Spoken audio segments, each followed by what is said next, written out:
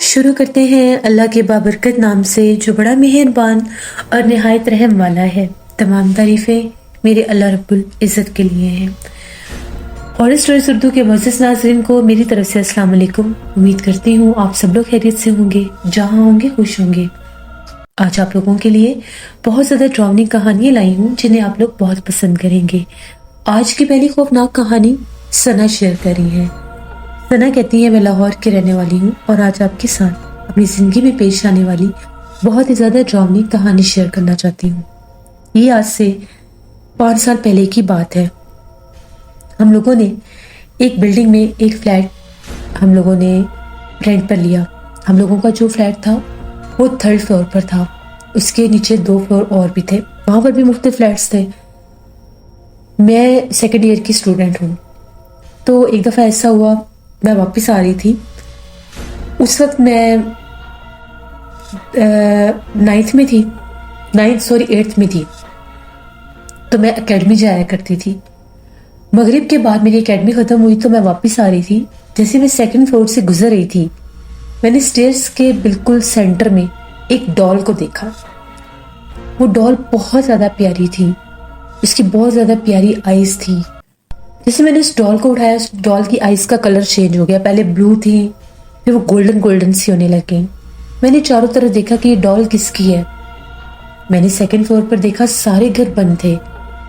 अब मेरा दिल नहीं चाह रहा था कि मैं उस डॉल को वहां पर रखूं। मैं उस डॉल को उठाकर ऊपर अपने साथ ले आई। जैसे मैं अपने घर वापस आई तो मेरी मामा ने पूछा कि ये डॉल कहाँ से लाई हो।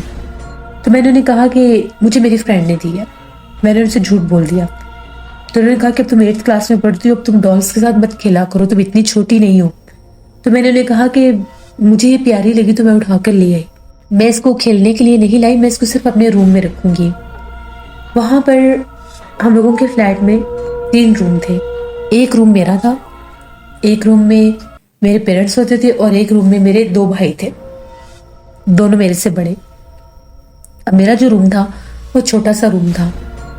तो वहाँ पर मैंने एक छोटा सा जैसे एक सिंगल बेड होता है वो था। वहाँ पर मेरी ज़रूरत की सभी चीज़ें थी।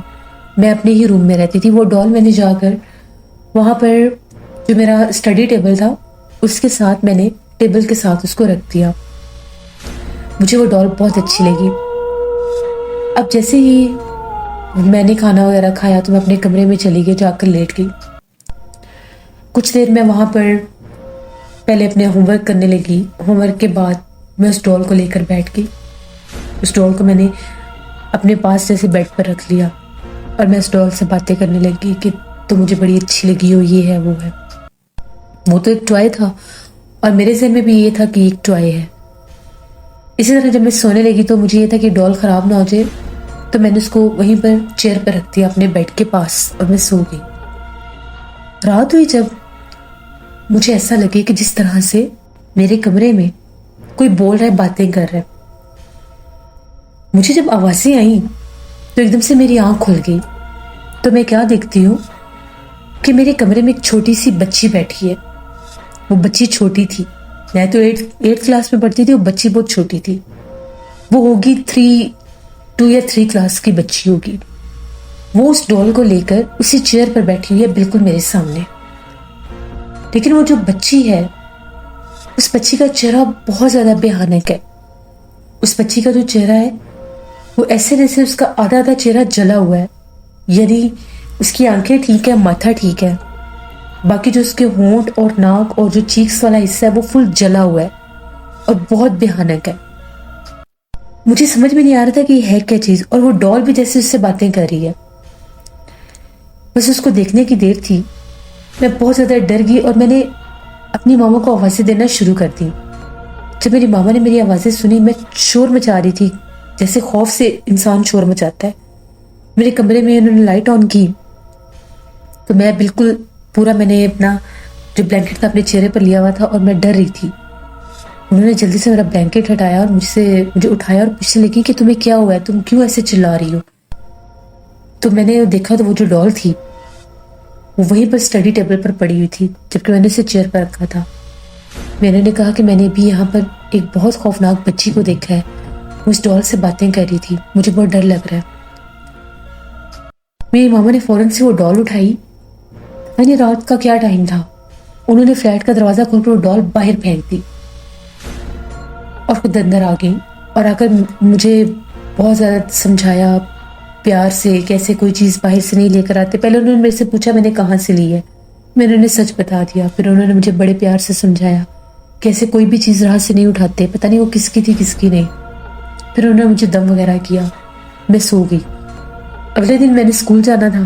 स्कूल जाने के लिए जब मैं अपने फ्लैट से निकली, सेकंड फ्लोर पर आई, तो मैं क्या देखती हूँ कि एक बच्ची, छोटी सी बच्ची, उसने वही डॉल पकड़ी हुई है, वो सीढ़ियों से नीचे उतर रही थी। तो मैं तेजी से देखने लगी कि ये शायद मेरी तरह किसी और ने भी डॉल उठा ली हो। मैं इस सेंस में उसको रोकने की कोशिश कर रही थी। इतने में सीढ़ियाँ उतर कर वहाँ पर जो कॉरिडोर था उसमें जा रही थी। उस कॉरिडोर में जब वो गई तो मैं उसके पीछे भागी। जो ही मैं उसके पीछे भागी तो वो एक कोने में जाकर खड़ी हो गई और मैं उसको आवाज़ देने लगी तो उसने पलटकर मेरी तरफ देखा। वो वही रात वाली बच्ची थी जिसको मैंने दिन की रोशनी में देखा। मैं बहुत ज़्यादा डर गई। मेरे सामने जैसे जब मैंने उसे देखा मेरी चीख निकली, वो गायब हो गई। मैं वहीं गिरी और बेहोश हो गई। वॉचमैन ने जब मेरी चीखें सुनी वो भागा वहाँ पर, और भी बच्चे स्कूल जाते थे, उन लोगों ने भी देखा कि तो यहीं पर बिल्डिंग की बच्ची है।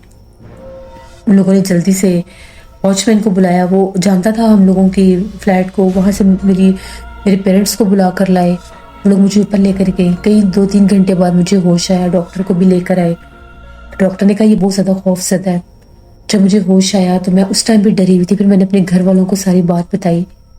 फिर उसके बाद मेरे पेरेंट्स मुझे किसी बुजुर्ग के पास लेकर गए। उनकी सफ़ेद दाढ़ी थी और वो मस्जिद की तरह कोई जगह थी, वहाँ पर बैठे हुए थे। उन्होंने दम किया तो उन्होंने ये कहा कि इसने जन्नात का कोई खिलौना उठाया, उनकी कोई चीज़ उठाई है, इसलिए वो इसको बार बार नजर आ रहे हैं और तंग कर रहे हैं। फिर मैंने बताया कि मैंने एक डॉल उठाई थी। फिर उन्होंने मुझे दम किया, एक तावीज़ मेरे गले में पहनाया, वो आज भी मेरे गले में। अब मैं कॉलेज गोइंग हो गई, मैं सेकेंड ईयर की स्टूडेंट हूँ। आज भी जब मैं ये स्टोरी सोचती हूँ तो मेरे रोंगटे खड़े हो जाते हैं। मेरी पूरी फैमिली को इस कहानी का पता है। उसके बाद मुझे आज भी ख्वाब में वो बच्ची नजर आती है, अक्सर नजर आती है। उसी बिल्डिंग की स्टेयर्स में नजर आती है। हम लोगों ने वो बिल्डिंग छोड़ दी थी, अब हम लोग किसी और जगह पर रहते हैं। हम लोग जना टाउन में रहते हैं। तो आज भी जब मुझे वो डॉल याद आती है, मैं जब भी कोई टॉय देखती हूँ, किसी के हाथ में भी देखूँ, अगर कोई डॉल हो, मैं इतनी बड़ी होगी मुझे अभी भी खौफ आता है। मैं डॉल को अभी भी नहीं देख सकती। तो ये मेरी एक स्टोरी थी और मैं आप सबको ये मैसेज देना चाहती हूँ कि प्लीज़ कभी भी किसी जगह से आप लोगों को कोई भी चीज़ नजर आए, ये मत समझे कि किसी की गिर गई है या ये किसी ने वैसे रख दी है। बाज़ औक़ात वो जिन्नात के खिलौने होते हैं, जिन्नात बच्चों के रूप में आते हैं, इंसानों के रूप में आते हैं, तो अपनी चीज़ें वहाँ पर भूल जाते हैं या रख जाते हैं, या कोई इंसान आ जाता है तो उठाना भूल जाते हैं। तो इसलिए जब कोई इंसान उन चीज़ों को उठाता है तो जिन्नात फिर उनको तंग करते हैं। तो ये मेरी एक स्टोरी थी और हम 1-2 बुजुर्ग के पास उसके बाद में गए थे। उनका ये कहना था कि जितने भी खिलौने होते हैं, जैसे टेडी बियर हो गए, डॉल्स होगी, जो स्टफ टॉय होते हैं सॉफ्ट, उनके ऊपर जिन्नात बहुत ज़्यादा, जिन्नात के बच्चे जो होते हैं उनकी तरफ अट्रैक्ट होते हैं। अगर आपका कोई टॉय ऐसा है भी सही तो आप उसको अकेला यानी किसी एक मखसूस जगह पर मत रखें। उसकी जगह चेंज करते रहना चाहिए, या फिर कोशिश करें कि रात को सोने से पहले उसको बंद अलमारी में रखें। ये हमें उन बुजुर्ग ने बताया था। अगर आप उसको किसी एक मखसूस जगह पर रख देते हैं, किसी वीरान कमरे में या किसी डेकोरेशन की जगह पर रख देते हैं, फिर अगर कभी वहां से कोई जिन्नात गुजरे तो उनके बच्चे उनकी तरफ अट्रैक्ट होकर उन पर अपना बसेरा कर लेते हैं। फिर जब आप लोग वहां से उस चीज़ को हटाते या उठाते हैं, फिर वो जिन्नात आपको तंग करते हैं। ये हमें उन्होंने बताया था। इसके बाद हम लोगों के घर में कभी कोई टॉय नहीं आया, कभी भी नहीं। हम लोग लाते ही नहीं हैं। इवन कि हम लोगों के घर में हम लोगों के रिलेटिव्स भी आए तो हम उनको भी सख्ती से मना करते हैं कि हमारे घर में कोई स्टफ टॉय नहीं लेकर आना। हमें डर लगता है, मुझे बहुत डर लगता है। मैं फौरन बीमार हो जाती हूँ, मुझे बुखार हो जाता है खौफ से।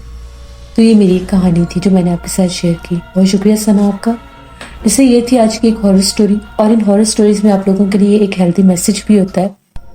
इसलिए अगर आपको मेरे चैनल की स्टोरीज पसंद आती हैं तो इनको लाइक किया करें, चैनल को सब्सक्राइब किया करें और स्टोरीज को अपने फ्रेंड्स एंड फैमिली में शेयर किया करें कि उन लोगों तक भी ये अवेयरनेस जाए, ये मैसेज जाए कि जिन लोगों को इन बारे में नहीं पता। बहुत से लोग आजकल के दौर में भी जिन्नात पर यकीन नहीं करते, तो ये स्टोरीज उनके लिए हैं जो नहीं मानते। मानना चाहिए और अल्लाह से रहम मांगना चाहिए। अपना फीडबैक मुझे ज़रूर दें।